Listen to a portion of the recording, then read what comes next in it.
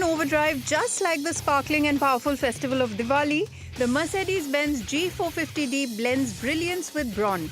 We also bring you Hero's bold new entry into the maxi scooter segment. Hello and welcome to Overdrive. I am Soini Dutt. Let me start by wishing you all a very sparkling and a powerful Diwali. And just like the festival, the Mercedes-Benz G-Wagen 450d brings together brilliance and strength. Now with 367 PS and 750 Newton meters and a 48-volt mild hybrid assist, it balances muscle and refinement. Iconic design, luxury tech and unstoppable presence, this G-Wagen is performance, purpose and of course celebration in motion.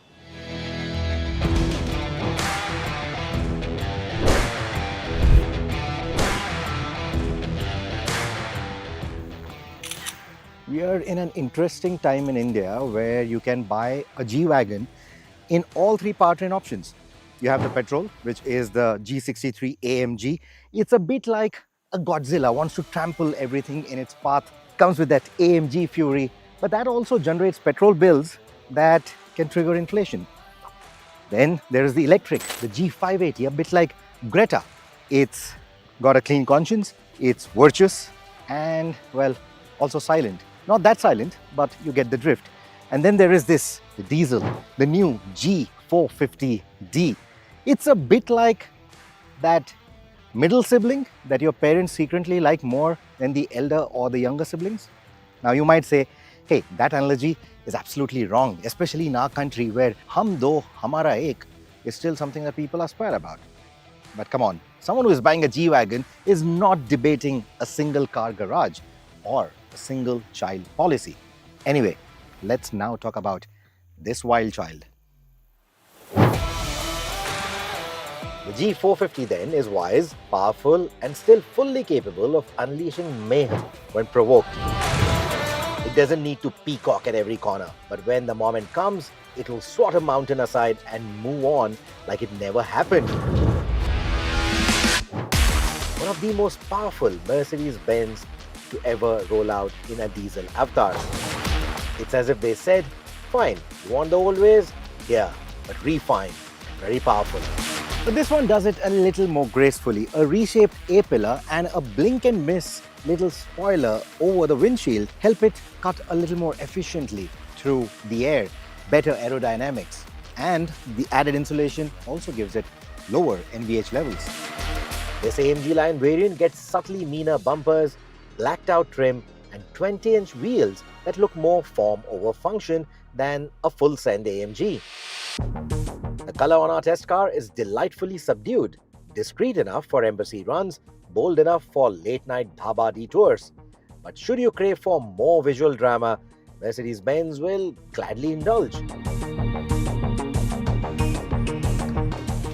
And you know the beauty of this? The G-Wagen is offering one of the widest manufacturer personalization options. So you want something different on the exterior, something different on the interior, you can do that. The shape still screams opulence with undertones of menace. It still has the road presence of a tank and the cabin insulation of a Swiss bank vault. Because this is a Mercedes-Benz, you get soft carpeting, leather inserts, even in places that don't really matter much. And no G-Wagen review can be complete without that sound. All the doors still close with the subtlety of a rifle bolt. And that tailgate mounted spare wheel, still here, still round, and still scaring motorists behind you and making them honk like scared chicken every time that reverse lamp comes on. The cabin is peak G, plush, screen heavy, and unashamedly luxurious. Twin 12.3-inch displays, MBUX with all its familiar brilliance, Burmester audio, more ambient lighting than an Oktoberfest. It's all here. It's even got wireless Android Auto, wireless Apple CarPlay. What it doesn't get is too much clutter of switch gear. You get the quintessential switches like your AC controls and the 3 switches for the 3 lockable differentials, which you will seldom use, of course. There's not too much gimmickry either. You don't get a heads-up display because you simply don't need it in this car. That is at least what I think. Even the sunroof is nice and tiny.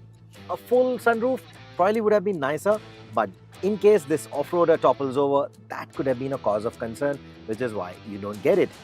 But overall, this is one of the best cabins that you get into. It feels purposeful without losing the premium touch you expect from the three-pointed star. And that's a rare combo to have in today's world, where everything is a design and screen overdose. That said, the rear seat might spark debate at your next family dinner. Ingress and egress into this cabin is quite a bit of a climb, as if you are going up and down an apartment. You do get a bit of recline, but you don't get the controls on the door like you would in any other Mercedes-Benz car. This one is a little difficult to reach, and the legroom for the kind of size that this car is doesn't feel as spacious. The G-Wagon, despite its size, doesn't have a cabin that roomy. In fact, the rear seats feel like they're designed more for bracing for impact when on off-road trails like these than lounging around in a business class environment. Well, you know this SUV is capable than most when the trail starts and of course the tarmac ends. More on that after this very short break. Welcome back, you're watching Overdrive. Don't let its calm demeanor fool you. The Mercedes-Benz G-Wagon, the 450d, is still every bit the off-road warrior.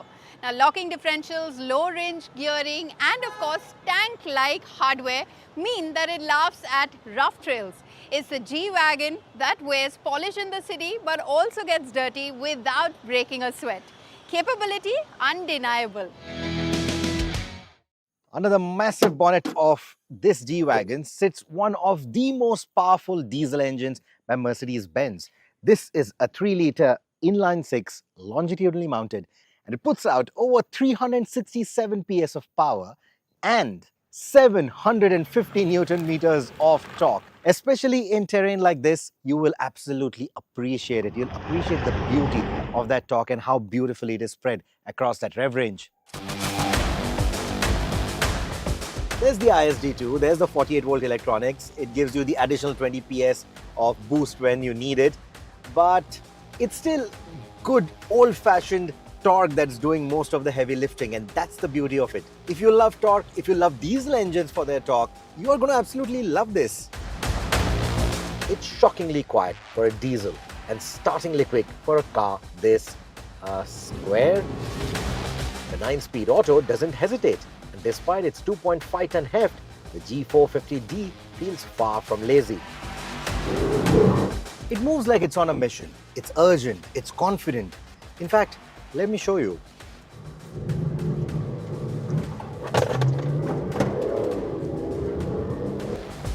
This diesel feels just right. Natural, almost nostalgic. It's not trying to impress you, it just does. And despite the 20-inch rims, it actually rides better than its AMG counterpart. There's less vertical hop, less butt-clenching moments of when you will just hit a pothole and probably break those wheels. It's got less rebound over expansion joints. It just feels more sophisticated and in a good way. I don't want to take anything away from the G63. The intent of the car is different. Despite the boxy shape, it still wants to attack bends, and that suspension does that really well. But the kind of suppleness you want from a G-Wagon, this is the one that does it. The suspension isn't magic carpet smooth, but for a ladder frame brute, it's shockingly civil. And even if it's not an AMG, its handling is not too bad. I mean, it's not unnerving around the bends. Of course, it's not going to be as sharp. It's certainly not going to be as sharp as AMG sports cars or even some of the sportier SUVs from the Mercedes-Benz lineup. It's still a G after all, but even for a ladder frame chassis like this, even for a ladder frame SUV, a 2.5-ton brick like this, it changes directions quite well. This may be the calmest of the G-Wagons, but don't mistake that to be softness. It's still quintessentially G. It still has all the hardware that you expect to go off the road in a G-Wagon. 3 lockable differentials, low range, tough as nails build quality, great underpinnings. It's all there. And you also have this off-road cockpit which will tell you the angle of the car, the angle of the front wheels, all of that. So in case you're going off-roading alone, all of this comes in handy. And when you want to navigate some tougher terrain, there's also the option of the transparent bonnet. As you can see, we aren't rock crawling or dune bashing, but over loose gravel, sushy trails, even steep climbs, the G450D barely breaks a sweat. Throttle response is excellent, traction is unshakable, and the whole thing feels like it's bored of the terrain and looking for something tougher. And it's reassuring to know that the G-Wagen hasn't lost any of its DNA even after all these years, even though most of its customers today are taking the car for a brunch and not to the Badlands. So, who is it for? And the 450D is for people to get it, people who are looking at more practicality, who are looking at a more sensible buy, a more sensible option, because this is the one that makes sense to your head, your heart, and in relative terms, to your wallet as well. It doesn't shout, it doesn't pretend, it just delivers torque, comfort, presence, and authenticity in equal measure. This is the G-Class distilled, refined, and dare I say, perfected for everyday use, even if it won't help you make friends with your rear seat passengers. This here is the most honest interpretation of a G-Wagen. It's not trying to overachieve, and yet it ends up impressing the most. It's not chasing Nürburgring lap times or chasing carbon neutrality hashtags. And still, it does everything that a G-Wagen is supposed to do, only better. Well, it's time for us to head into our final break here on the show, but don't go anywhere because on the other side we'll get you acquainted with Hero's latest maxi scooter in the 160cc segment. Welcome back, you're watching Overdrive. The all-new Hero Xoom 160 marks Hero's entry into the maxi-style scooter segment. Now, we take an in-depth look at its design, performance, and of course features, also its riding comfort to see how it fares against the other scooters in the 160cc segment. From its spacious ergonomics to practical features, and also this review covers everything you need to know before you would want to consider buying the Xoom 160.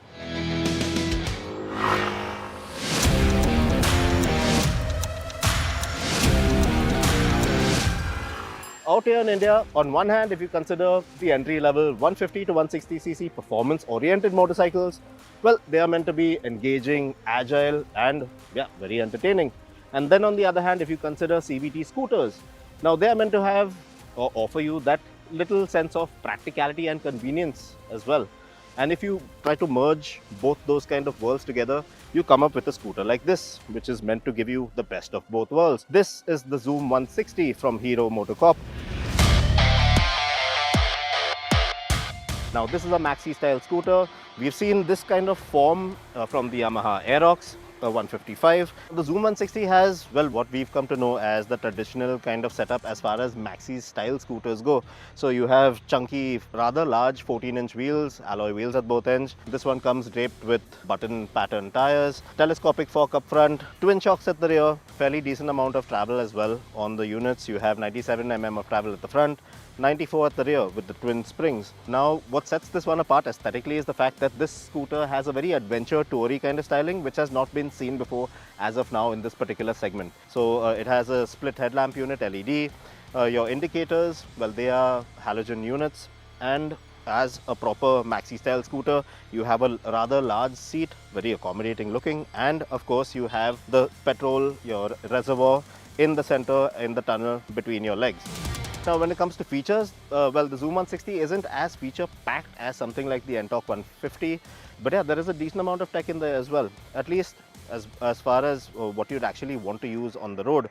So this one comes with keyless ignition, standard affair. You have a USB charging port, there's a glove box. In terms of riding aids, you just have ABS on there. There's no traction control, single channel ABS on the 318 mm disc up front. That's a drum at the rear, so there's no question of dual channel ABS. And in terms of the screen, now you have a pretty simplistic, rather dated looking LCD screen, but there is a good amount of data for you to toggle through and actually get into on the go.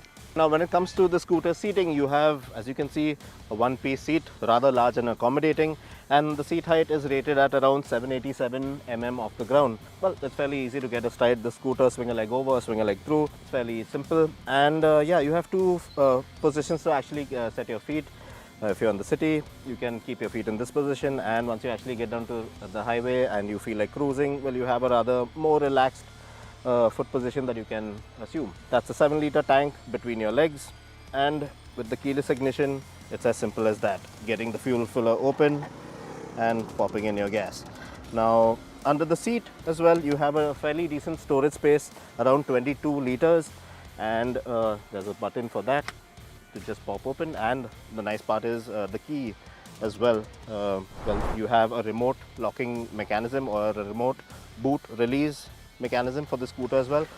And my backpack with all my gear, whatever rain gear I've carried, well, it fits in pretty decently in the scooter. Now, if you plan on carrying a full-size helmet, well, that is not really going to fit in there very comfortably, but a half-face helmet should be quite manageable with this one.